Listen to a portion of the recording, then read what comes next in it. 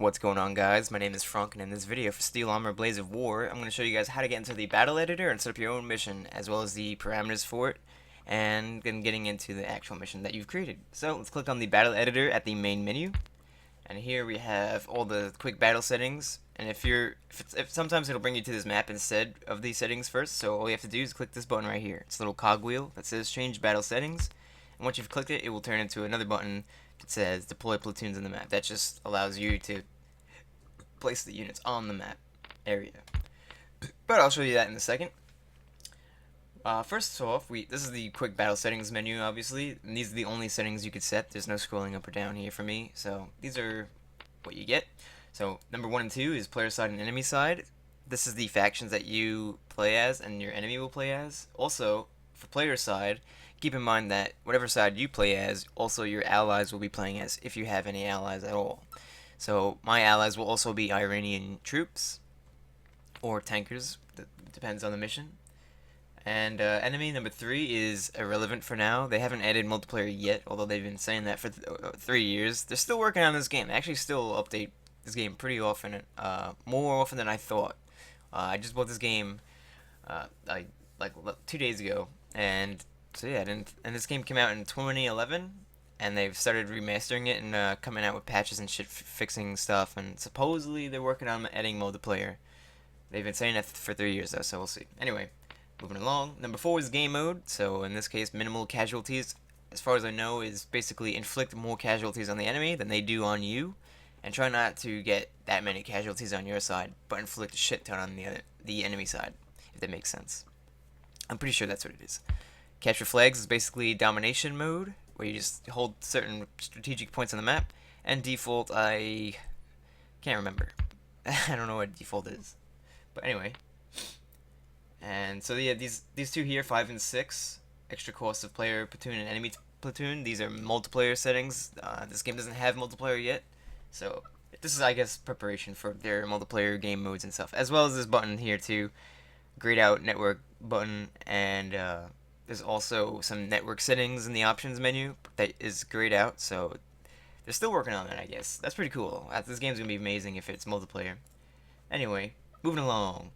Number 7, 8, and 9 are the missions of each faction that are being placed in the mission. So, for example, combat mission of player. So this is our objective is going to be to attack a rural area, like a village or town, or the main strategic points in the map. So for the enemy, they'll be defending, and my allies will also be assaulting with me. I can set the time of day, number 10, as well as the weather conditions. And you can set the time of day from nighttime to dusk. So you got nighttime, morning, day, midday, evening, and morning, and dawn. But we're going to play in day. Weather conditions are cloudy, but you can also set it to clear, fog, cloudy, rain, snow, blizzard, storm. And something that's cool about rain and storming and stuff like that is that the rain will create like a specular effect on the ground, make stuff shiny, like it's wet. And it also creates mud, and terrain is simulated in this game, I'm pretty sure, and so your tracks can get stuck in the mud and stuff like that, so you gotta keep that in mind.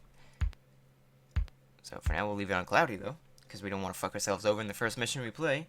And number 12 is battlefield area. This is basically what map you want to play on. I think there's only 4 maps, 4 or 5 maps. There's Marja, which we're on right now. It's like a desert Iraqi looking map or Afghanistan looking map.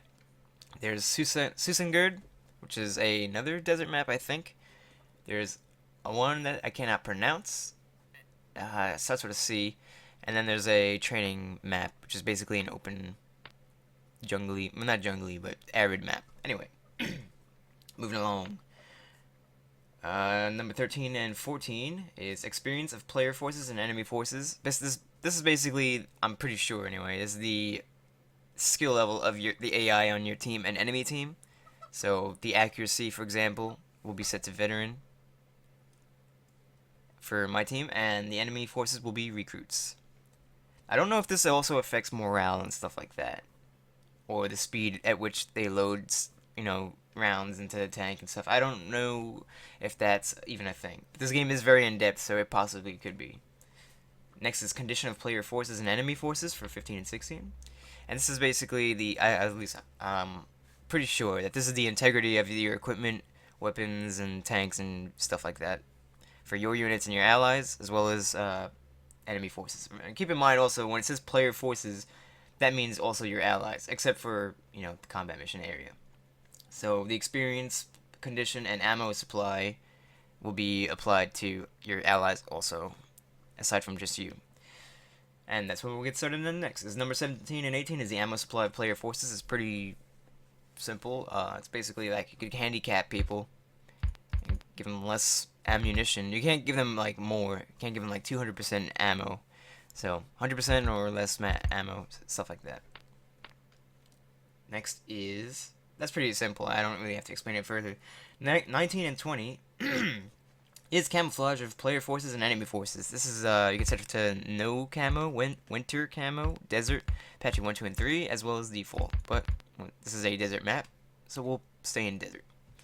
I don't know what patchy 1, 2, and 3 look like. Patchy number 1, 2, and 3. I haven't used them yet, so I can't say what they look like. But obviously, desert, it will be like brown camo. Winter will probably be white. None will be no camouflage at all. It will be just a standard stock tank look, and so on. Available units, number 21, is basically you could have availability of all tanks for the faction, or you can go to historical only. But I'll set to all for now. And last but not least is level of defense structures.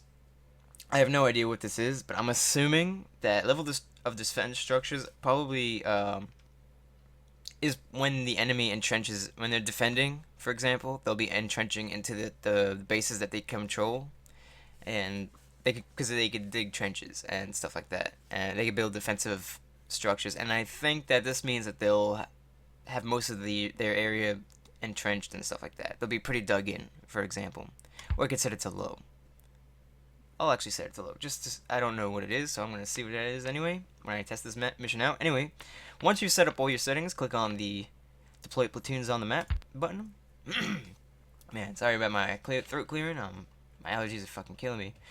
Alright, that'll be my last clearing throat thing. Alright, so here we are. We got the friendly flag right here, or our flag here. This will be the units that we control directly. In the middle is allied units that we do not control directly, unless you have it set in your options that you control allies. But by default, in this game, allies will do their own thing. Their AI will take over and they'll automatically assault or whatever. And finally, this is the red flag, which is enemies, of course. And this is our enemies, the Mujahideen, hidden up here. They have AT, Recon, yeah, they got it right up here. When you select the faction, it'll show you their units that are available to them. So they have their commander, detachment, recon, and AT groups set up all around here. Their commander is right here in the Marja city up there. If I click on my flag, the player units flag, you can see what I have available to me. Also, keep in mind that you can only, your mission will not let you play unless you have at least one of these guys placed on the map. It has to have a little guy icon, little white guy icon. So once you select one of those and put them on the map, it'll let you play the mission. I'm assuming that these are the tanks that you can actually go into the interiors of, and that's why it's set up like that. And if you click on the allies, they're the same faction as us, like I said, so they have availability of the same things. But in this case, we'll be deploying as 3 tank platoons, supported by 3 motorized infantry squads, I guess. And they'll be helping us assault Marja up here. And we're going to try to take out this commander and inflict as many casualties as possible without taking as many casualties. Anyway, and then once that's set up, also actually one more thing.